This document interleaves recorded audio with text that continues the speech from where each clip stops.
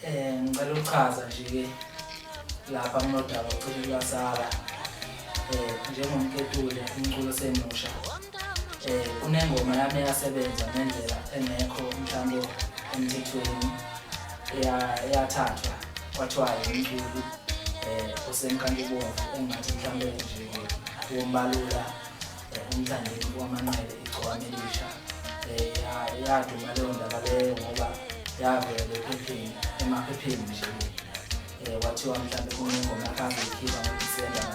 kwakuyingoma yami somculo semusha usafika waqoqa nonyaka ngisemculweni lokho ngiyafisa ukuthi abantu bekwazi ukuthi ingoma yami leyo ngicabanga ukuthi iyavela njengamanje ngoba ngikhuluma bayizwa nabade bengazi ukuthi ingoma iculwa yini ngicabanga sebeyazi ngiyabaqisela lo ngoma leyo ukuthi iculwa ngaSolungi eMahlabathini igama lakho uMpethu lokuyini ngifisa nje ukucacisa lapho nokwazisa